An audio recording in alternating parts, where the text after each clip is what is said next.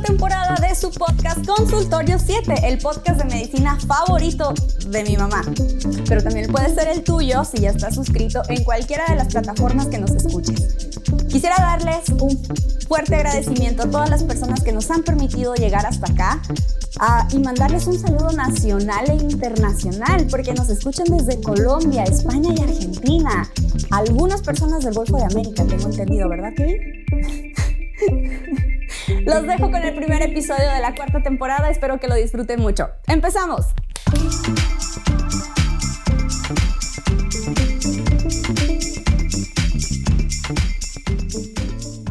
Buenos días, tardes, noches, cualquiera que sea el horario en el que estén escuchando un episodio más de su podcast Consultorio 7. El día de hoy tenemos a un gran invitado. Él es el doctor Jorge Leal, médico psiquiatra. Doctor, ¿cómo está? Muy bien, muchas gracias. Casi no lo habíamos practicado antes. Doctor, bienvenido. Muchísimas gracias por aceptar mi invitación. Al contrario, gracias por invitarme. Para mí es pues un honor y un gusto participar en una entrevista. Muchísimas gracias, pues, doctor, para que la gente lo conozca y la audiencia tenga referencias de usted. ¿Quién es el doctor Jorge Leal? Primero sus títulos, porque me dijo que tiene vasta experiencia en el mundo de la psiquiatría. Pues, bueno, tengo muchos años y eso. Formado en la misma fila, entonces pues ya va haciendo uno experiencia, ¿no? Ya me han visto muchas gentes. Entonces, y he visto muchas personas. Yo soy médico psiquiatra, bueno, me formé como médico cirujano y partero, cuando todavía existía esa manera de denominarnos, en la Universidad Autónoma de Nuevo León. Okay. Yo soy originario de Monterrey, Nuevo León. Estudié psiquiatría en la UNAM, en el Hospital Psiquiátrico Fray Bernardino Álvarez, en el Fray Hilton Resorts. Está en la Ciudad de México, En la ¿no? Ciudad de México, en la zona de hospitales de Tlalpan. Ahí hice mi residencia. Después hice un diplomado en psicogeriatría en el mismo hospital con reconocimiento de la UNAM y posteriormente hice una maestría en psicoterapia cognitivo-conductual. Bien, ok. Trabajé en el Hospital Psiquiátrico Fray Bernardino Álvarez. Bueno, primero trabajé en un hospital psiquiátrico. Primero trabajé en una escuela de enfermería como maestro y prefecto del turno vespertino en la ciudad de Monterrey. Y después, y al mismo tiempo, trabajaba en un hospital psiquiátrico particular para empezar a hacer experiencia antes de entrar a psiquiatría, a estudiar psiquiatría, porque yo ya tenía la intención de estudiar psiquiatría desde antes, desde que entré a medicina. Mi objetivo era estudiar psiquiatría para poder ser psicoanalista. Psicoanálisis. Todo un tema el psicoanálisis, ¿verdad?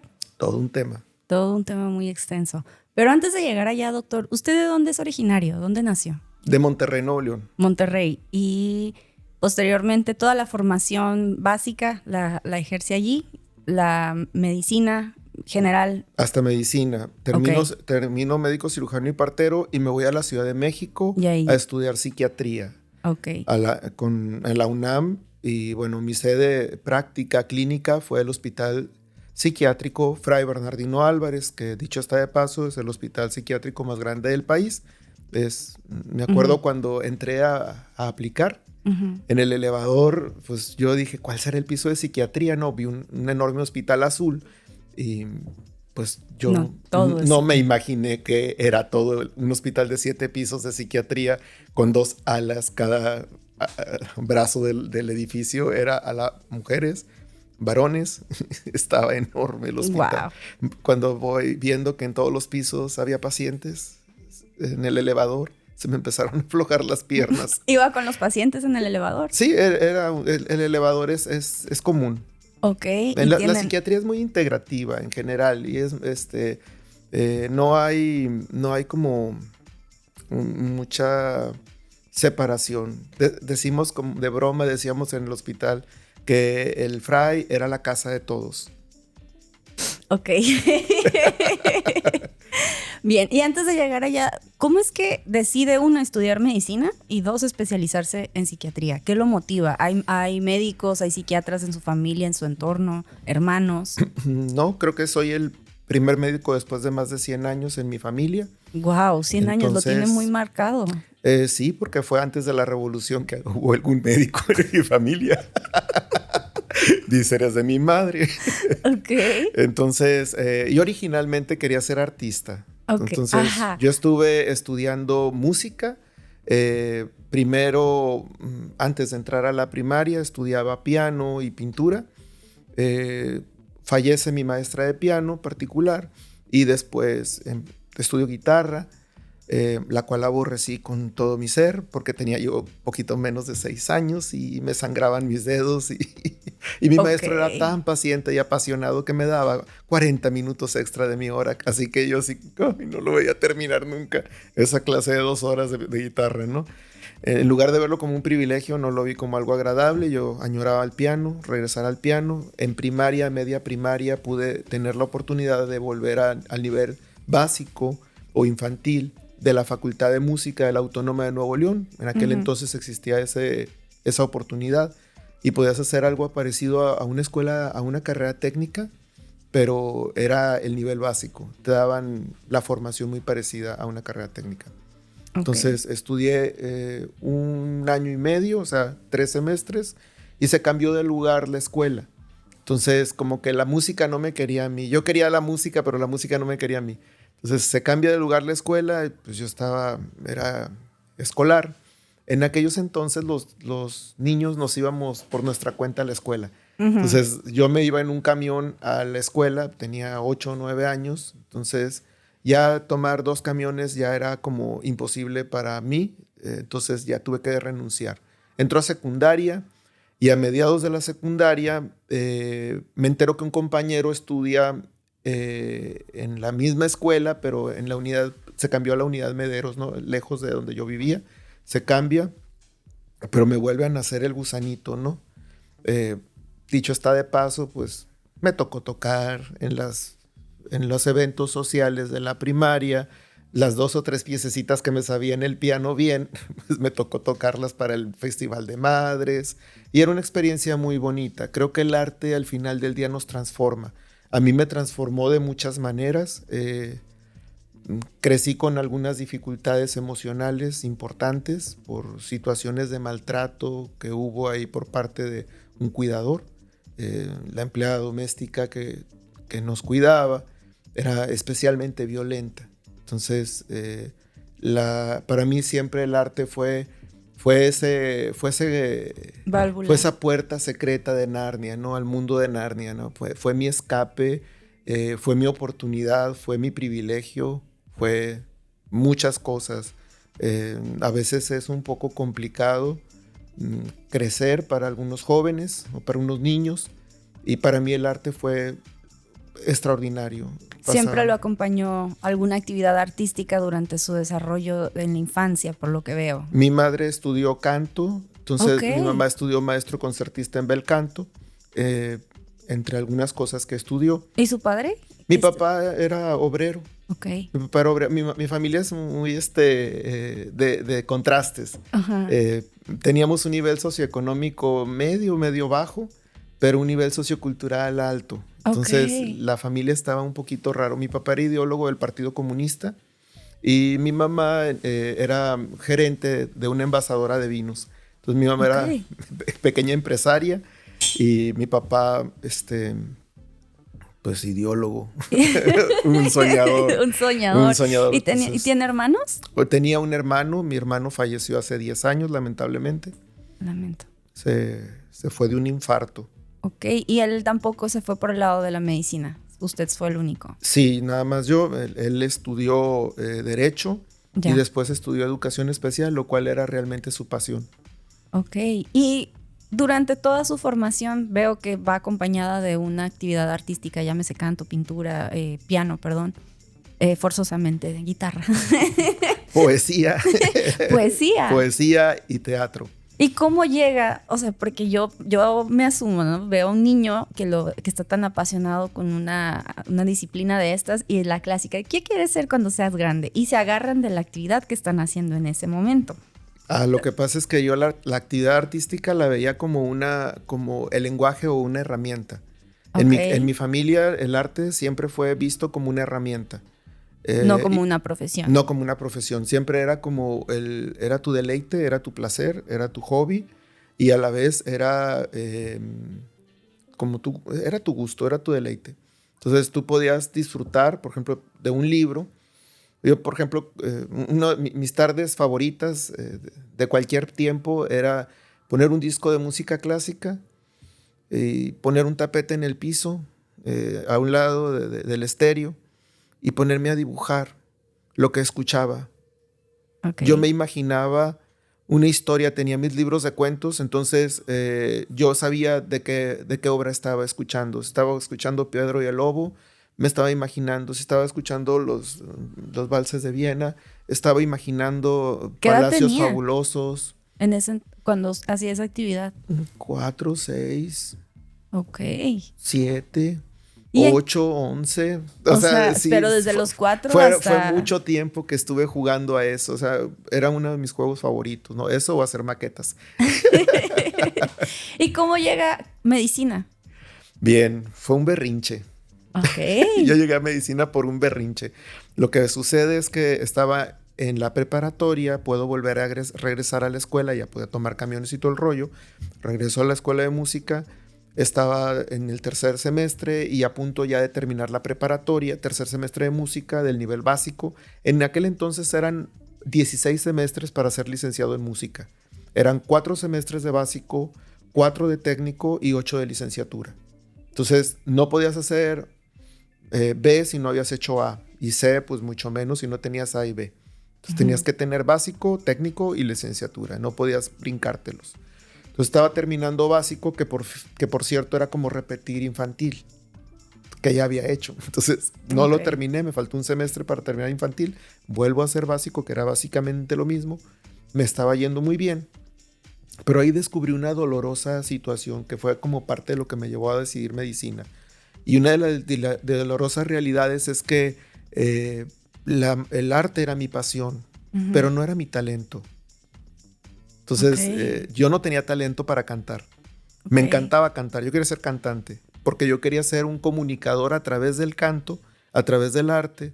Quería ser como un artista consumado, tipo Jorge Negrete, un artista con formación musical sólida y con un desarrollo político completo para poder ser un transformador de mi sociedad. Eso es lo que por eso quería estudiar música, para ser un comunicador, para comunicar a través de la música mensajes distintos, a través de la elección correcta de la ingeniería del sonido, mover emociones más profundas en el ser, que conecten con apertura de conciencia y poder hablar un idioma diferente, un idioma de tolerancia, de progreso, de respeto, de amor, de crecimiento, de plenitud del ser humano. Entonces esa era mi idea, mi fantasía romántica de adolescente. Suena a los dos perfiles de sus padres, ¿no? Como sí, claro, sí, el político fruto, ¿no? el fruto, ajá, el fruto suena. sí. Entonces esa era la idea, ¿no? Entonces, pero en la realidad, pues la verdad es que yo tenía compañeros muy indisciplinados que en cuanto abrían la boca cantaban como un verdadero ángel. En cambio yo tenía que rebuznar media hora, 1 hora, hasta que me salía la voz bien. Porque aparte mi tono de voz es bajo y como yo tuve contacto con la música mientras estudiaba mi madre, escuchaba a los tenores, a las sopranos cantar y era una experiencia extraordinariamente sobrecogedora. El escuchar las voces vibrando en aquella casona antigua donde era la escuela, con los pisos de madera. Yo recuerdo que me acostaba boca abajo, me acostaba como estrellita en el piso y sentía la vibración del piso de madera, de las voces y el piano tocando y me estremecía con los mismos espasmos que tiene el cuerpo con un orgasmo cuando escuchaba eso. Entonces era yo un chamaquito de 4 años. Era extraordinario. Entonces para mí mi ideal era cantar como un tenor, que eran la mayoría, ¿no? Yo no escuché bajos cantando ni barítonos. Ajá. Había tenores, porque son más comunes esas voces en nuestro país. Entonces era mi ideal. Entonces yo desde que pude empecé a adelgazar la voz para hablar. Entonces esta voz que estoy hablando, pues ya es el resultado de ese proceso, de esa mentalidad que tengo desde pequeño, en donde adelgazo la voz porque no, mi voz es baja, es grave, es muy grave. Entonces... Ya. ¿Y cómo llega medicina? Entonces, ahí va el chisme, ¿no? Ay, cómo soy rollero, qué barbaridad. Te digo, no, disculpa. Eso está perfecto. Entonces, volviendo al punto central y me rollo de este asunto, ¿cómo llego yo a medicina? Bueno, pues resulta y resalta que llega el maestro, el director de la facultad y nos dice, nos da la buena noticia que todos los alumnos íbamos a pasar en automático al nivel técnico. De tercer semestre íbamos a pasar directo a técnico, sin cursar cuarto semestre de básico. Entonces todos muy felices y el displicente del doctor Leal, del Jorgito, levanta la mano y le digo, maestro, no me hace sentido. ¿Qué no te hace sentido? Yo era segundo lugar en mi salón de calificaciones, ¿no? De promedio. No me hace sentido que nos dé un premio quitándonos un semestre de formación, de supervisión del instrumento principal y del secundario. Ese no es un premio. Cuando yo entré aquí le pregunté que por qué eran 16 semestres para formar un músico. Si para ser un médico eran 12, yo ya traía la idea de la medicina toda la vida, ¿ok? Mi primer parto lo atendí de mi gatita cuando tenía 9 años yo y mi gatita se le atoraron los gatitos en un día festivo. En Monterrey en ese entonces no había veterinario 24/7. Entonces mi mamá me dice, se te va a morir la gatita, hijo, ya déjala así. Yo dije, no es posible. ¿Pero cómo se hace? Pues se tienen que acomodar los bebés, pero eso apenas es una partera experimentada, y eso es un gato, la vas a desfondar a la gata. No puedes moverlo. No, mamá, es que tienen que salir bien, no puede ser. Pues ahí me la pasé, era muy religioso, y me la pasé hincadito con la gatita en mi hombro, paradita, y con una mano, la gatita se aventó 9 horas conmigo, nos aventamos 9 horas hincados ahí, yo con ella. Hasta que parió los 7 animalitos. Nomás se le murió uno. Wow. Entonces, así como que qué paciencia, ahí, qué paciencia. Sí, es de paciencia. Y ya desde ahí el Inception, ¿no? Siempre era la idea de curar a los animales heridos y rescatarlos y estos rollos, ¿no? Entonces, bueno, llega el maestro con esto y le digo, no me hace sentido que como un premio nos quite un semestre de formación. Y ella dice, no, es que todos van a pasar a técnico, menos tú. Porque tú no has acabado la prepa. Estaba haciendo la prepa al mismo tiempo. Y le digo, no. No, lo que pasa es que cambió el plan de estudios en la universidad y usted no lo defendió. ¿Por qué no nos tomó en consideración a todos los alumnos? Nos perjudica a todos. Por eso es que nadie respeta a los músicos, a los artistas. Porque ni ustedes creen en lo que forman. Wow. Me aloqué. O sea, y un compañero por un lado, cállate, sí. Siéntate, cállate. Y el imprudente a todo lo que da, ¿no? Entonces yo, no, por eso dije, no, yo soy el que ya no sé si quiero permanecer en esta escuela. Wow. Dije, si el perfil del egresado para mí como cantante va a ser ir a cantar a las misas en las iglesias, no porque esté mal, pero no hay una oportunidad de un desarrollo profesional más pleno. Dije, o sea, después de estudiar 8 años, lo que esta gente, ya veo por qué. Pues porque ni ellos creen en lo que forman. O sea, wow. De un plumazo te quitan 2 años de formación. ¿Qué es eso? En mi cabeza no cabía, digo, estaba un adolescente. Tenía 15, 16 años. Las ideologías son... Sí, no, se me trababa y él... Pero tenía la fuerte convicción de que se tenía que respetar la profesión. Claro. Y eso es un valor muy fuerte. Me aventé 3 semanas cruzando los infiernos de Dante. ¿Por qué hubo represalias? No, porque entonces tenía que decidir qué iba a hacer con mi vida. Yo ya tenía mi vida resuelta. En esa semana yo me iba a inscribir a artes escénicas para cursar al mismo tiempo música y artes escénicas. Okay. Porque estaba haciendo prepa y música al mismo tiempo. Entonces tenía 2 números de alumno. Entonces pensé que podía hacer pues como la trampita de llevar las 2 carreras al mismo tiempo. Pues no me era un problema llevar la preparatoria y la escuela de música al mismo tiempo en ese entonces. Aparte tenía un puesto de tacos de barbacoa, entonces... iba bien. Ay, doctor, tiene las combinaciones más eclécticas que jamás se puede haber imaginado. Entonces, pues no era un problema, ¿ok? Ya sabrás, okay. Los tacos de barbacoa así como todos, todo bien clean, ¿no? Parece quirófano mi puesto, ¿no? De verdad. Wow. Entonces, Surge esta situación con la música y con la parte escénica en cuanto a lo académico y llego a la conclusión de entrar a medicina por lo siguiente, porque mi objetivo de ser artista era para poder transformar mi mundo.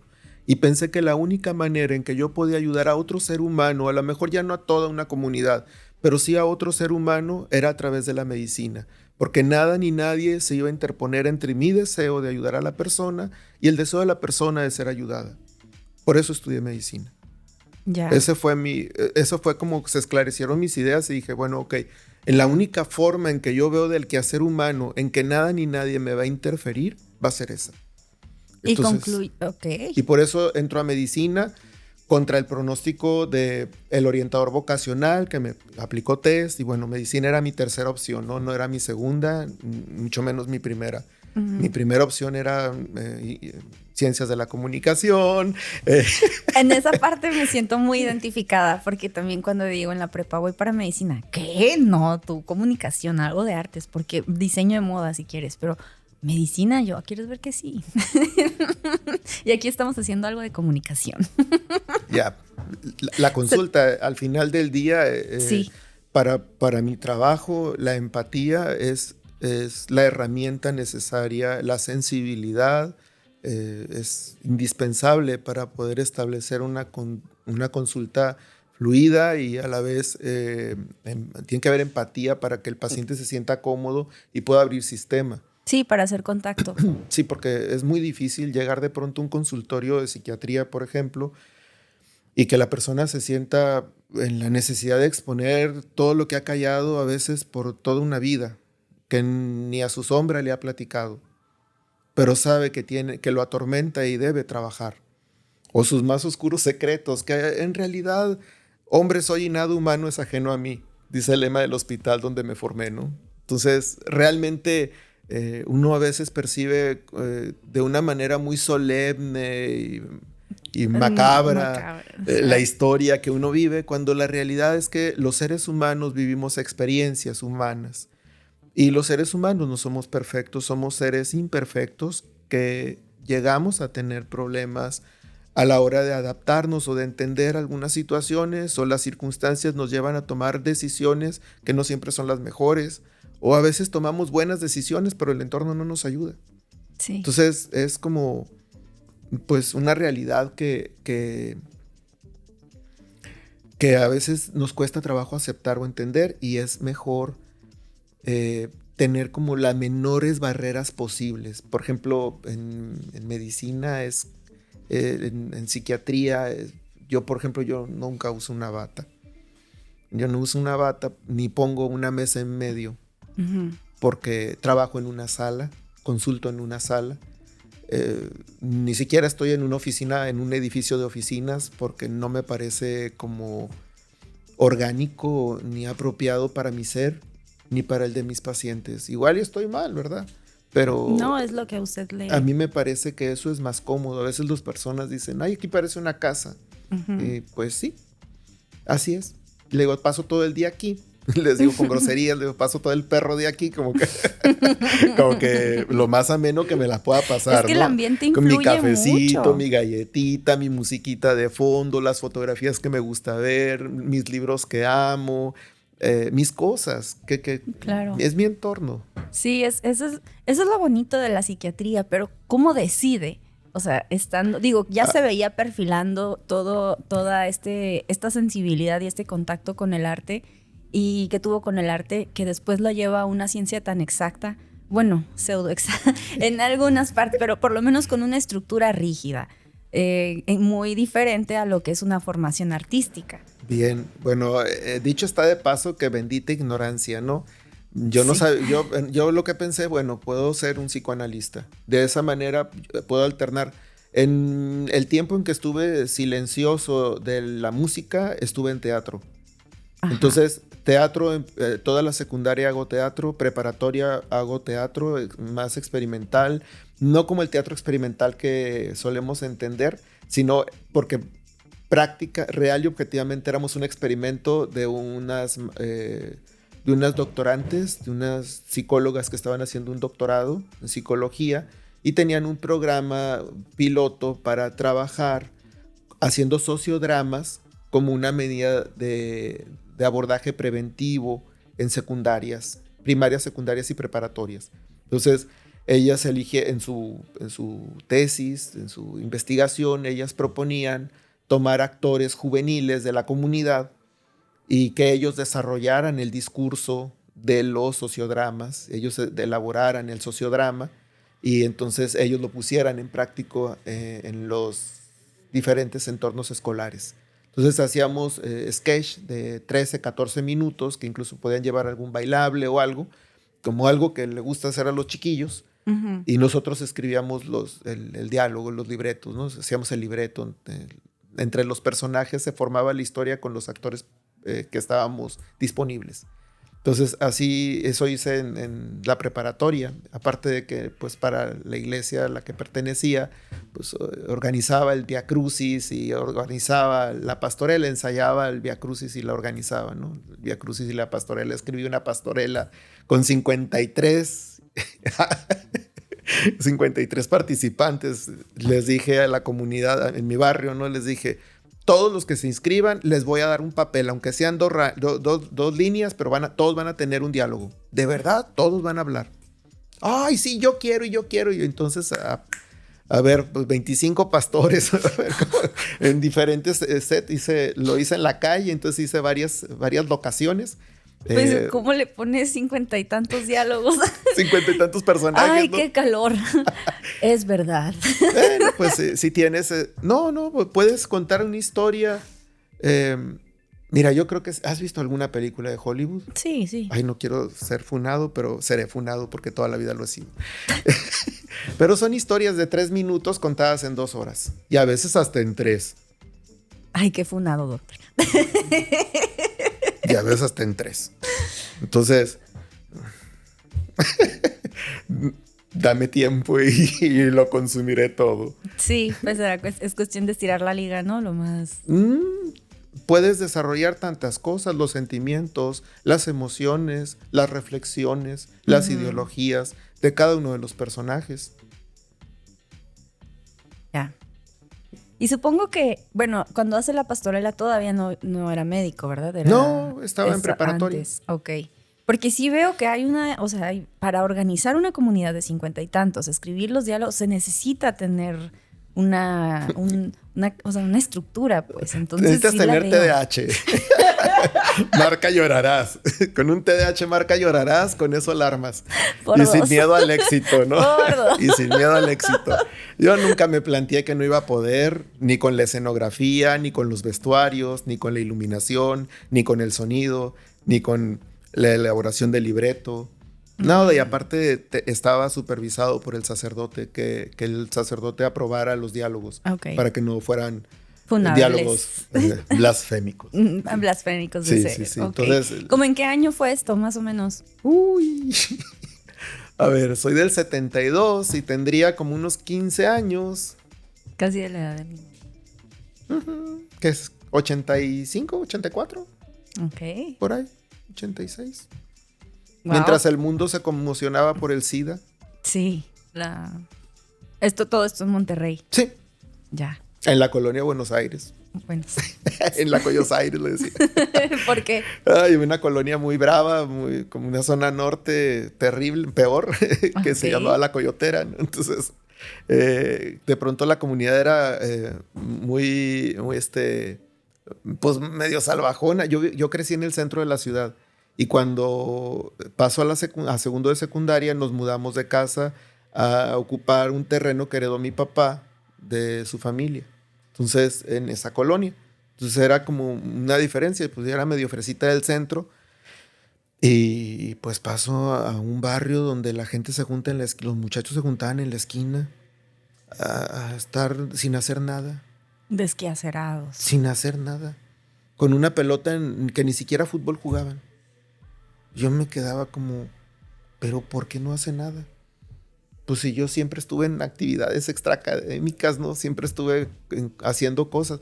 Yo vivía a 3 casas de la Casa de la Cultura, de una Casa de la Cultura de mi tierra, ¿no? Entonces, literal a 3 casas, crecí en una plaza muy común, muy poco común, que era una plaza que la mitad de la manzana eran casas y la otra mitad era una plaza.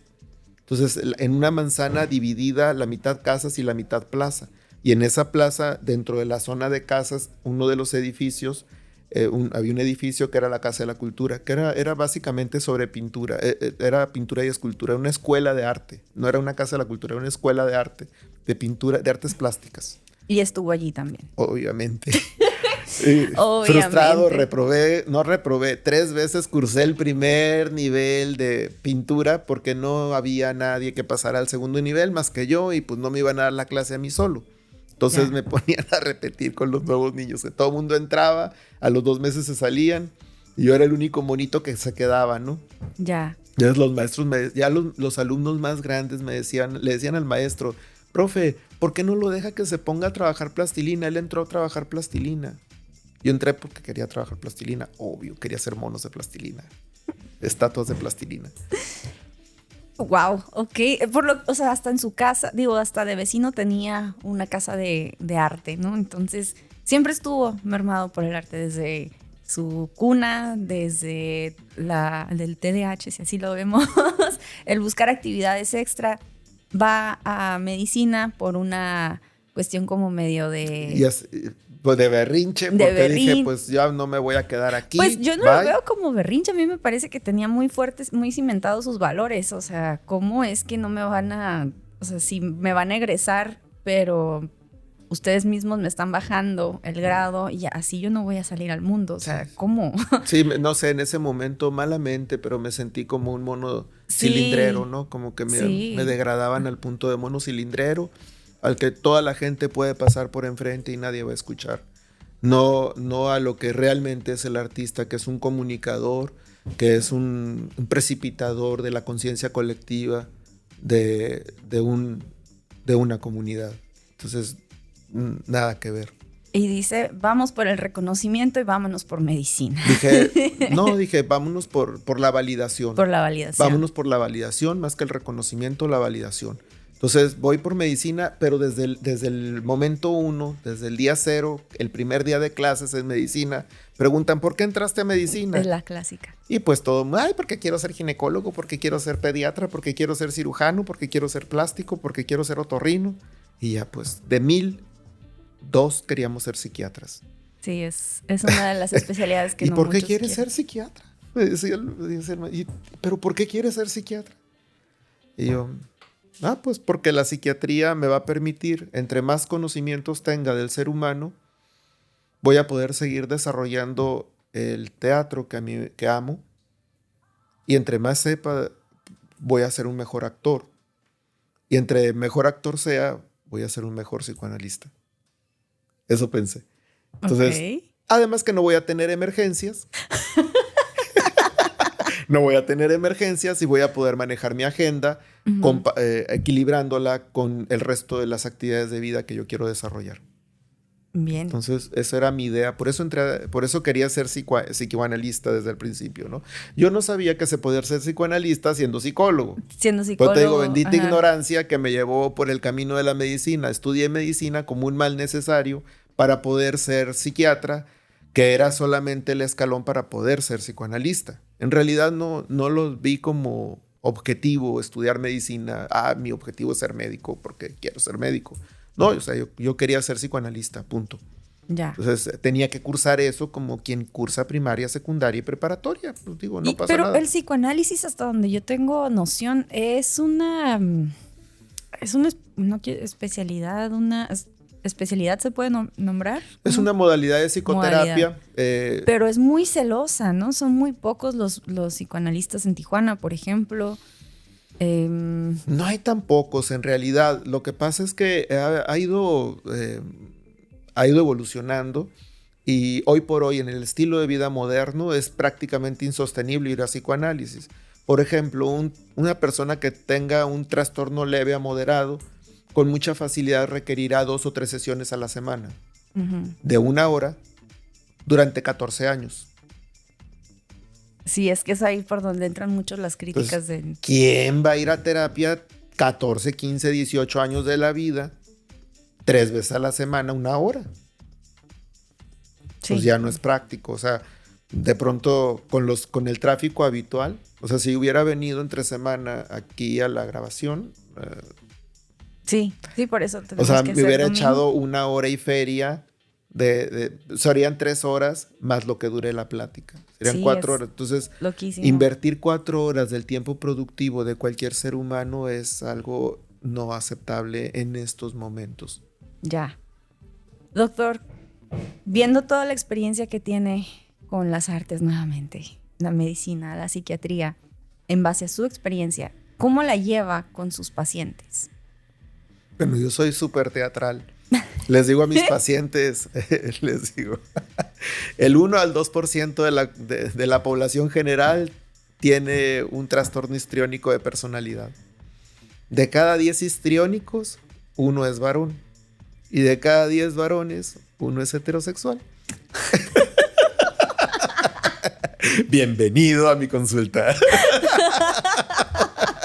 Está como complicado, un poquito eso. Es un poquito complicada esa parte, ¿no? Entonces, es como... la teatralidad es parte, el histrionismo es parte de mi naturaleza. El drama, ¿no? Decías que te mencionaban que podías ser diseñadora de modas, ¿no? El drama, la necesidad de expresión se va a todos los aspectos, ¿no? Aquí estoy en domingo con trajecito. Pero pues es como, pues no, es que estoy en una entrevista. Entonces no es aceptable. Por ejemplo, me formo en una escuela también medio histriónica, creo yo. Recuerdo que los intendentes no nos dejaban sentarnos en el piso en la Facultad de Medicina. Y los maestros no nos dejaban ir con ropa rota, con pantalones rotos o pandroso. No te permitían entrar al hospital, no podías entrar pandroso. Sí, eso O sea, es algo que creo que por eso nos había un código de vestimenta habitúan antes. a ir de blanco. Creo que ya es más flexible, pero había un código más o menos celoso de vestimenta en mis tiempos, en donde ni greñudo, ni barbón, Ok. ni mugroso, ni sin planchar, ni sin bolear. O sea, no. Podrías estar todo lo feo que quisieras, pero tenías que estar bien pulcro, bien limpio para trabajar con tus pacientes, porque tenías que tener respeto por ellos. Son Sí. personas dolientes de una o de muchas maneras. Tienes que tener respeto porque vas a esa aproximación.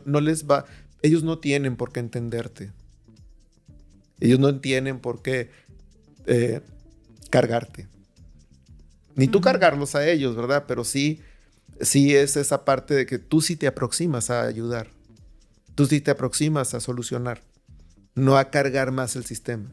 Entonces, obviamente la higiene es fundamental en los médicos. Es necesaria, es indispensable ser limpio. Sí, los vomites y todo este Sí, tema, sí. ¿no? Doctor, ¿cómo? Digo, ya nos ha explicado, nos contó toda la historia y muy resumida, creo, porque creo que habrá muchas historias muy peculiares, ¿no? En su formación, en los 80s, 90s, más o menos, con una personalidad tan histriónica, tan única, tan rara, vaya, incluso en estadística, como bien lo dice al inicio de las consultas con sus pacientes. ¿Cómo ha sido para usted el poder transmitir, o sea, poder empujar a sus pacientes, les formulé horrible, los invita a hacer alguna actividad artística para mejorar su estado de salud? Los invito a hacer algo. Bajo el concepto más amplio de la definición de arte, arte es cualquier quehacer humano. Todo lo que hacemos es arte. Okay. Depende con qué pasión lo hagas. Pero de verdad hacer un café es un arte. Limpiar una mesa es un arte. Leer un libro a unos niños es un arte. Dar indicaciones es un arte. Transmitir un mensaje es un arte. Todo es un arte del quehacer humano. Entonces, el arte está implícito en todo lo que hacemos. Con el corazón humano. Todo lo que hace un humano con corazón, pienso yo, es arte. Ahora, las manifestaciones artísticas, ya habrá técnicas que desarrollar para llevarlas a la perfección. pero hazlo desde el corazón y es un arte. Entonces, el arte es, respiramos arte. Creo que es, a las personas a lo mejor no los hablo con este sentido tan filosófico y fumado que pareciera, ¿no? Pero sí les digo, por ejemplo, haz algo, haz ejercicio, acércate a tu espiritualidad, toma un hobby, retoma lo que te guste hacer, leer, escuchar música, ver noticias aprender historia, ver edificios, arquitectura. Las bellas artes son caminos, cada uno de ellos, para la manifestación y para la expresión, la manifestación del arte como tal del ser humano, pero también para el gozo, el divertimento, la relajación. Yo creo que algo que es fundamental en el día de hoy, vivimos vidas tan estresadas, tan aceleradas, en las que creo que el arte debería estar implícito a todos los niveles educativos. ¿Por qué? Porque el objetivo no es hacer artistas. El objetivo es que la persona contemple con otra mirada y trabaje con su hemisferio derecho, trabaje toda esta parte de la sensibilidad de poder recrear algo, una botella. O sea, poder estar observando cómo juega, cómo se comporta el movimiento del líquido, cómo las formas que puede hacer, las burbujas, el que pueda girar, cómo se manifiesta la materia, cómo juega, cómo genera, cómo hay una geometría sagrada, dirían por ahí, ¿no? Cómo hay una geometría en todo, cómo hay un orden, una estructura de armonía en las líneas de la naturaleza, en la belleza de las formas de las plantas, en la belleza de las moléculas que componen un copo de nieve. Si tú empiezas a observar más, dejas de estar atrapado en el mentalismo, en la mentalidad y en ese cilindrado que traemos socialmente, y puedes darte la oportunidad de existir. Y en ese momento conectas con el aquí y el ahora y con tu realidad, y con una realidad que no es lo que te dicen ni lo que crees que está pasando, sino lo que realmente está. Y lo que realmente está, pues es que todos vamos a morir algún día. Y que hay que aprovechar la oportunidad de vida que tenemos en este instante. Y que por muy mal que estén las circunstancias y las situaciones de la vida, todo al final del día va a terminar a la resolución. Fatídica o alegre, pero todo va a terminar en la resolución. O sea, no hay mal que dure 100 años ni persona que lo aguante, ¿no? Yeah. Entonces, al final del día, todo está en tránsito, todo está en movimiento. Poder observar el movimiento en sí mismo es relajante. Me acuerdo que me decían en la residencia algunos jefes de guardia, ¿no? Había a veces oportunidad de que nos dieran chance de irnos a descansar un poco antes cuando no estabas de efectivo, ¿no? Entonces, nos decían, pues, ¿por qué traes tanta prisa? Y les decía yo, bueno, es que en realidad yo cuento cada día menos de residencia. O sea, yo no veo que es un día más de residencia. Yo cada día que pasa sé que es un día menos que me queda en este hospital. Entonces yo le dedicaba el tiempo al hospital, pues completo, porque ya no lo iba a volver a tener. Uh-huh. O sea, yo ya no iba a volver a ver esos pacientes, ni iba a volver a estar con esos compañeros. Mi día se estaba acabando ese día. Cada día era un día menos. Y sí, mi estancia en la Ciudad de México, 8 años duramos viviendo allá.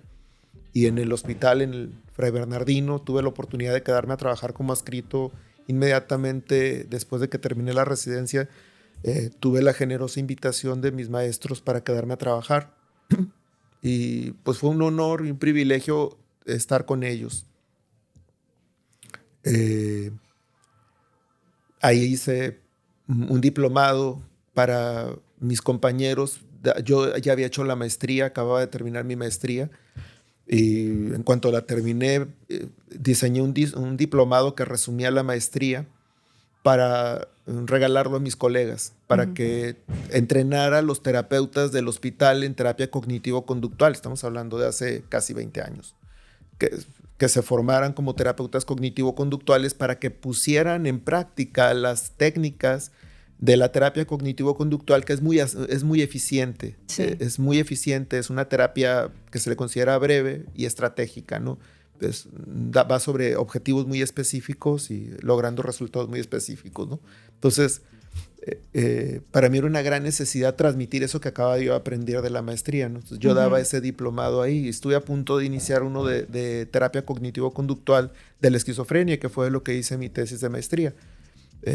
Precisamente porque cambia la vida de las personas a través de la psicoterapia. Pero bueno, estábamos hablando del arte y ya me brinqué, te digo. No, es que se termina conectando, digo, se resume, bueno, lo puedo sintetizar en el arte de vivir el presente, ¿no? Que es difícil y yo me veo a veces atrapada también en el loop de estoy haciendo algo y también TDAH. ¿Y dónde lo dejé?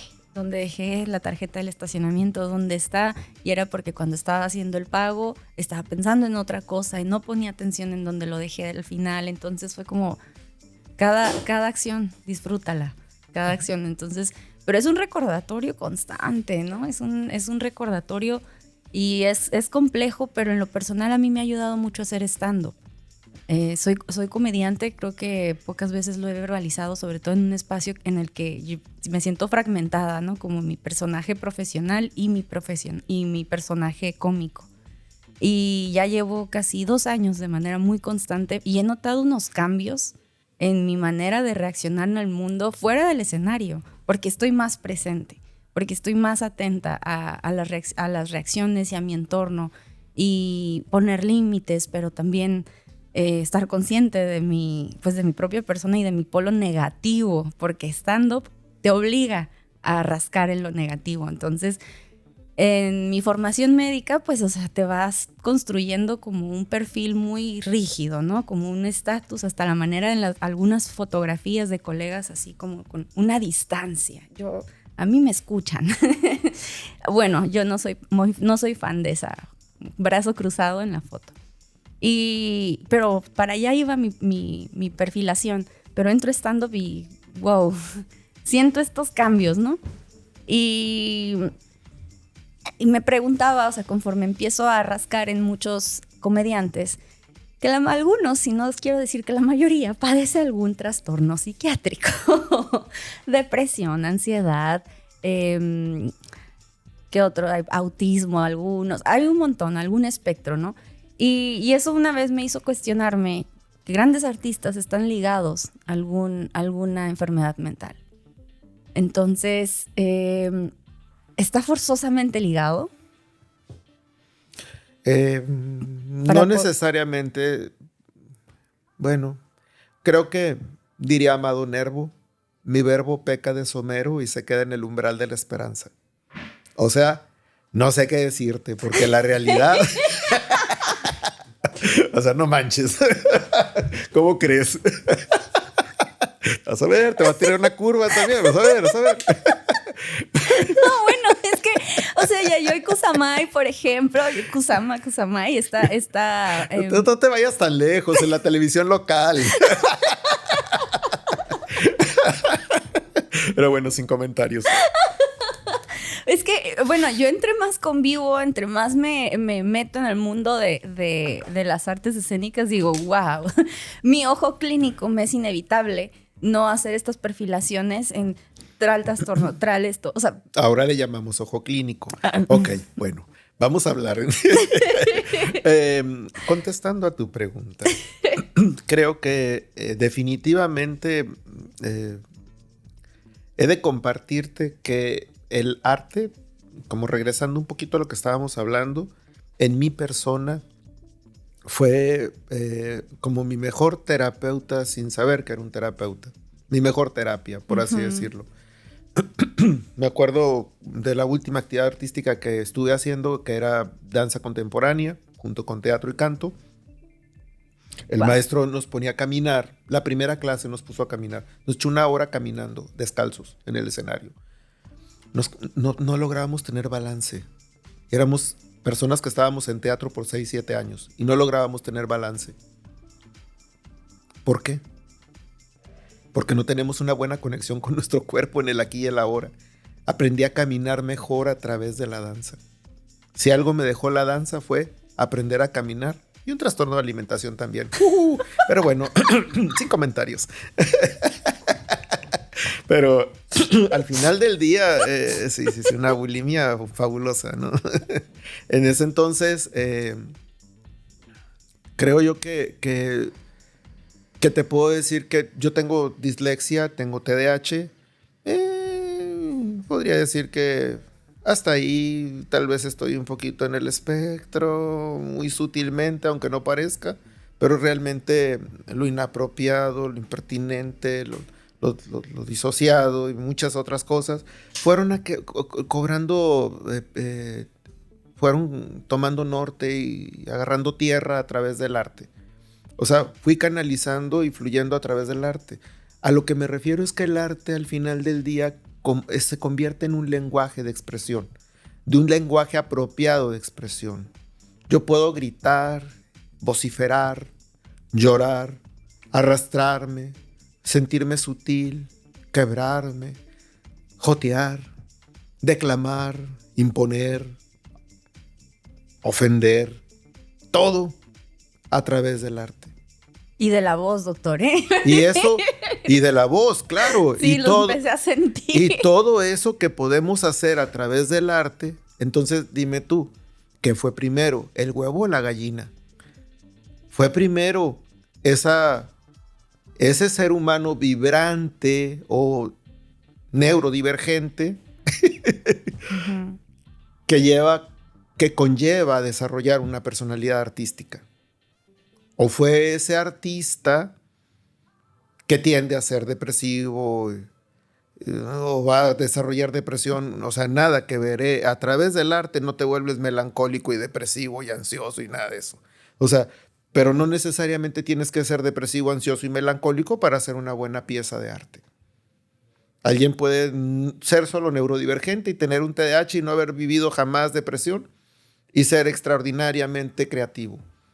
O sea, aquí la situación es que hay maneras de manifestar más del hemisferio derecho y más del hemisferio izquierdo. Entonces el hemisferio derecho nos lleva a la creatividad, a la intuición, a la empatía. Entonces, a la búsqueda de la belleza.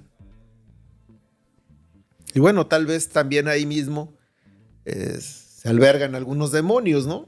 De nuestros demonios, ¿no? ¿Quién no tiene demonios, no? Y a Me lo mejor ahí pregunto. está el demonio de la codicia, de la lujuria, del miedo, y entonces se puede manifestar a través de la ansiedad, de las adicciones, de la tristeza, la melancolía. Pero es parte de... O sea, es una herramienta que cada quien le pone la voz dependiendo del personaje, vaya. Pero a mí lo que me llama la atención es que a veces hacen como mucho esta como ovación a algunos artistas, grandes artistas mundialmente reconocidos y su trastorno mental. Entonces, a mí me hace a veces mucho ruido, ¿no? Pintores, Yayoi Kusama, creo que se llama, o esta artista plástica japonesa que se internó en un psiquiátrico y en donde su obsesivo compulsivo le lleva a dibujar bolitas, por eso la blusa el día de hoy. Y la lleva a dibujar muchas bolitas, entonces se habla de su obra, pero no la desligan. Y dicen por ahí que a los mayates a reempujar bolitas también. Pero bueno. Bueno, supongo que también viene acompañado de la narrativa, ¿no? Para... No sé, a veces me hace un poquito de ruido que... Claro, esta obsesión, compulsión de esta artista, esta pintora, artista plástica, o de otros muchos artistas, escritores, que está plagado. Los escritores son muy depresivos. Son muy depresivos, sí. Muchos tienen alcoholismo o otras dependencias, no todos. Pero sí tienen, generalmente son almas atormentadas, ¿no? Que a través de la escritura pueden encontrar una manera de expresar y sacar y comunicar al mundo lo que ellos mismos no pueden verbalizar. Porque muchas de las veces ni siquiera podemos verbalizarlo. Y es a través de algo más impersonal, como puede ser una letra o la construcción de un concepto, que podemos destrabar ese caño. Entonces, las manifestaciones que podemos ver, aquí yo te diría, es esa personalidad vibrante del artista la que va a hacer el arte. Claro, a través de las técnicas, ya sean narrativas, plásticas, musicales, el manejo de la armonía y del equilibrio del sonido, pero también del movimiento y la danza. Uh-huh. Cómo nos toca un bailarín, cómo te recrea la pupila, cómo te libera ver la libertad en el movimiento y la pasión en el movimiento, la fragilidad y la ternura y la fuerza del ser humano en el movimiento. Yo creo que de manera muy universal en México casi todos hemos visto alguna vez o una danza del venado o una danza de los viejitos. Y yo creo que traen una máscara, por Dios. Y cómo te transmite y cómo te transporta a un momento específico, ¿no? Como esa danza del venado te transporta a la magia, a la mítica narrativa de esa comunicación con la naturaleza, ¿no? Sí. Entonces, la danza del venado es de Sonora, ¿verdad? Sí. Y del viejito de Michoacán. Sí. Yo soy de Michoacán. Sí. Bonita coincidencia. Wow, Doc. Entonces, sí, por ejemplo, pues, hay muchos artistas, ¿no? Que nos podemos ir desde es que el que te pesques. Es lo que le digo, yo les digo a mis pacientes, les digo, mira, a mí dame 2 horas para hablar con quien sea, el que sea. Dame 2 horas para platicar con él y luego hablamos de sus trastornos mentales. Ah, sí. Pero, o sea, nadie estamos completos, relax. O sea, no se trata de enfermar a todo el mundo. Ajá. Se trata de ser funcional. Se trata de ir a la funcionalidad. O sea, todo mundo tenemos características limitantes y áreas de oportunidad, dirían los psicólogos, ¿no? Vastos terrenos de oportunidad, dirían. Sí. De pronto tenemos enormes terrenos de oportunidad. O sea, áreas bien jodidas que podemos cambiar. Pero también tenemos áreas en las que brillamos y somos expertos, ¿no? Yo a veces, por ejemplo, ahí les paso un pequeño tip que yo hago, ¿no? En mi trabajo. Muchos de los médicos o muchos de los terapeutas se enfocan en fortalecer las áreas débiles de los pacientes para que desarrollen y salgan adelante. Y yo generalmente, si yo sé que tienes una secuela de polio, no me voy a enfocar en tu piernita cheche. Te voy a poner unos brazotes olímpicos, porque esos los tienes muy sanos y muy fuertes y muy bien. Los vamos a hacer extraordinarios. Los vamos a llevar a su máxima plenitud. Entonces, les digo a los obsesivos, te voy a convertir en un obsesivo de ligas mayores. Vas a andar dejándote de andar en chingaderitas, estarte lavando las manos 3 veces, 4 horas. No, vamos a ir más allá. Vas a de verdad tener un mejor manejo del orden y el control. Vamos a tener, ¿cuál es ese superpoder que tú tienes? Vamos a llevarlo al límite, ¿no? Vamos a desarrollarlo más. En vez de enfocarnos en esos puntos de debilidad, porque al final del día, esos puntos de debilidad no necesariamente ahí está la solución a tu problema. A veces más bien ahí está la materialización de tu mentalidad de tener un problema. Cuando realmente tienes un chorro de áreas de oportunidad y de desarrollo. Entonces, me encanta eso, ese punto como conclusión. O sea, enfocarnos en los puntos fuertes, fortalecerlos aún más y dejar de observar tanto, ¿no? Las debilidades y porque al final del día, ¿quién no las tiene? Y cómo sintetizó esto también de no se trata de enfermar a todos, porque en algún punto me parece, no, es que es esto, aquello. No, se trata de ser funcionales. Se trata de ser funcionales porque, bien lo dijo, ¿quién no? ¿Quién no tiene demonios? ¿Quién no tiene una historia de vida que nos lleva a, pues, querer comunicar, vaya? Y el arte como como una herramienta. Y usted que lo vivió desde la infancia, la manera en la que narra que iba y ponía sus discos, se me hace así como, wow. Está para hacer como un video, o sea, para dejarlo en visual. No sé, me lo imaginé y me encantaría dejarlo en visual esa escena. Y, doctor, estamos por concluir. No sé si quisiera compartirnos algo más, algún consejo que le quiera dar a la población sobre todo. Yo estoy muy fascinada nuevamente con esta herramienta de stand-up, porque yo en depresión mayor, en pandemia, y a raíz de esto hago esto.